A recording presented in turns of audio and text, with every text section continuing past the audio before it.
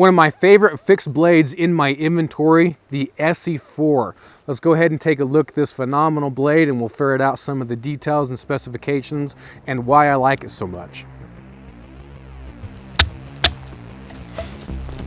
Complain about that. But see this big mountain range here behind me? Hey guys, I've had this knife for years and I'm very excited to finally do the review on this thing. Really love this knife. The Esee 4, 4 as you might imagine stands for 4 inches on the blade length. It is a 1095 carbon steel. Now when I first got this blade, that's all they offered it in was carbon steel. Now they're available in stainless steel. So if that's something you want, that's something you can get. I think part of that reason is they are a little bit easier to take care of as the carbon steel will rust and you can get a nice thrown of sparks coming off your ferro rod from the spine of the blade.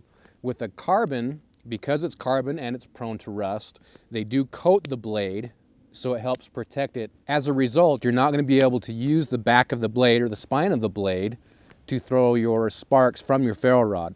Now this one does have the sharpened swedge on the spine of the blade. I believe the black versions only, the black coated blades only, will come with that feature.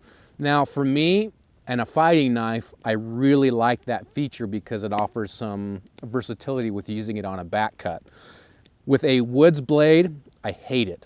So this one I actually filed down so it was a little more blunt so I could use it more effectively out here.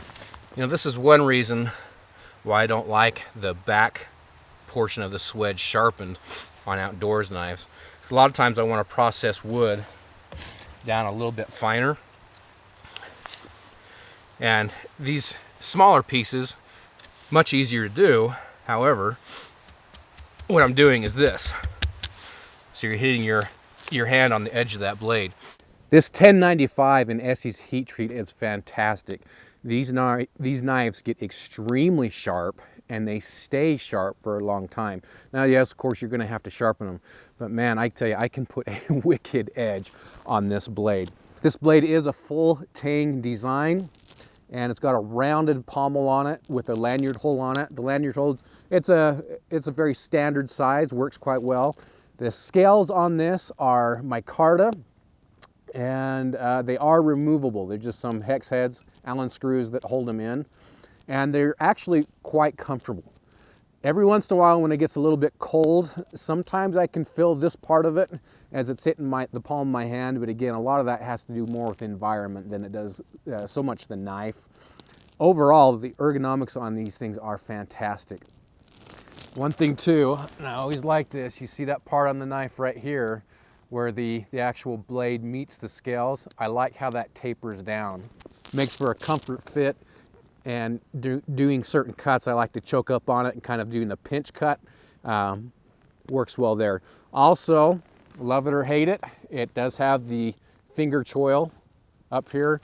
And me personally, I really like the finger choils because I can choke up and get a lot of control on that knife when I'm carving something.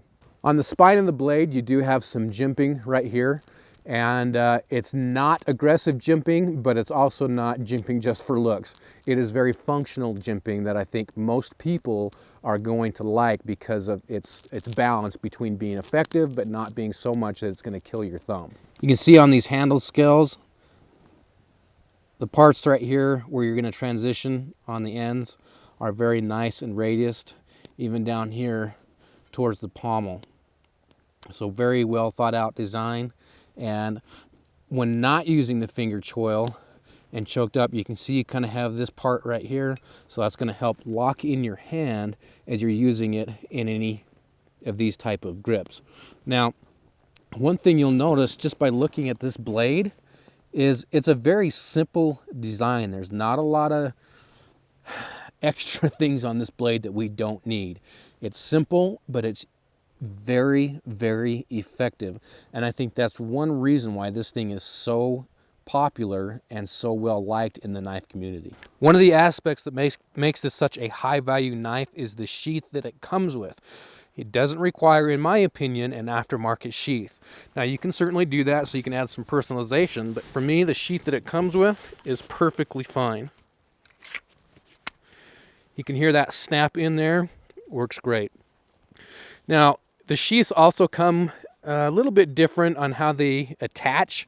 The one I got, this one you're looking at, came with the paracord and then one of those, oh hell, I forgot what they're called, one of the toggles that just kind of cinch down. And that has worked great. I've used that in many trips just to hang off upside down from my pack strap.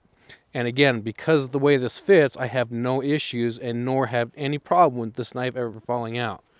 What I have since done to give this sheath a little more versatility, you're not going to be able to see it too well, but I've added the tech lock to the back of this. This is a great sheath design. You have those different holes in here for your different options on how you can lash it or put that tech lock on it. Very well designed sheath. You've also got the drainage hole in the bottom. The SE4 is going to run you around $105 to $115, again, depending on where you get it and depending on what type of blade you get. There's the stainless version, there's the 1095 carbon version, but there's also, with the carbon version, there's different color variations that you can get. So there's some different options out there. Now, at that price point, some of you might think that's a bit steep, some of you may not, but I will tell you this, I would not hesitate to buy this knife at that price point. I think for that price, you're getting an extremely high value knife that's going to be hard to beat. Are there other knives out there that will compete with this one? Absolutely. But I will tell you, this one is certainly on the top of my list as far as being a good value for what you're paying.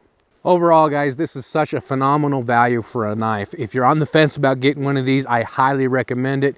You will not be disappointed. You're gonna have to take a look at some of the options that you have as far as color, stainless, high carbon, which is kind of fun that we can have those options, right, with a knife. Personally, I would recommend at least going with the high carbon if you plan on spending on doing a lot of outdoor time with your blade.